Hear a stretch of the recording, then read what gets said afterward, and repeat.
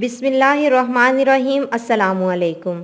एक दिन नबी करीम सल्लल्लाहु अलैहि वसल्लम ने हज़रत आयशा से फरमाया, जो जी चाहे मांगो। हज़रत आयशा रज़ियल्लाहु ताला अन्हा ने अर्ज़ किया कि वो राज बताइए जिससे तमाम गुनाह माफ़ हो जाएं। तो हुजूर सल्लल्लाहु अलैहि वसल्लम ने फरमाया, वो राज ये है कि जब कोई मोमिन किसी दूसरे मोमिन की कांटा चुभने के बराबर तकलीफ दूर करता है तो अल्लाह ताला उसके तमाम गुनाह माफ़ कर देता है और जन्नत में उसको आला दर्जा मिलेगा। जब सहाबा कराम को ये मालूम हुआ तो वो बेहद खुश हुए, लेकिन हज़रत अबू बकर सिद्दीक रज़ियल्लाहु ताला अन्हो ने रोना शुरू कर दिया। सहाबा कराम को ताजुब हुआ। उन्होंने पूछा कि आप क्यों रोते हैं? हज़रत अबू बकर सिद्दीक रज़ियल्लाहु ताला अन्हो ने जवाब दिया, मैं इसलिए रोता हूँ कि जब दूसरों का दुख दर्द दूर करना गुनाहों की माफ़ी और जन्नती होने का जरिया बन सकता है तो उन लोगों का क्या हशर होगा जो दूसरों को दुख पहुँचाते हैं।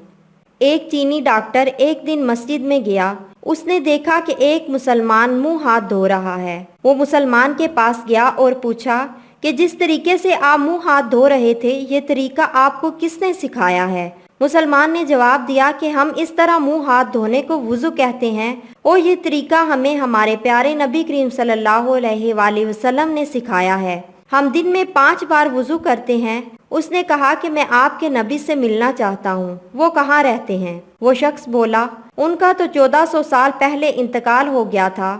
वो बोला कि मैं चीनी तरीका इलाज का माहिर डॉक्टर हूँ। हम जानते हैं कि इंसान के जिस्म के खाल के नीचे 66 मकामात पर एक खास तरीके से मसाज किया जाता है, जिससे 50 से ज्यादा बीमारियों का मौसर इलाज होता है। मैंने देखा कि आप जिस तरीके से वुज़ू कर रहे थे उसमें आपने वुज़ू के दौरान जिस्म की ऐसी 62 जगहों पर हाथों से मसाज किया जहां कुदरत ने स्विच नस्ब कर रखे हैं, और दिन में 5 दफ़ा वुज़ू करने की वजह से आपकी बहुत सी बीमारियां खुद ब खुद गैर महसूस तौर पर आपके जिस्म से रफा होती रहती हैं, जिसका आपको एहसास भी नहीं होता। मेरा ख्याल था कि जिस शख्स ने आपको वुज़ू का ये तरीका सिखाया वो यकीनन इंसानियत का दर्द दिल में रखने वाला एक अजीम मुहक्किक और इल्म तिब का माहिर होगा।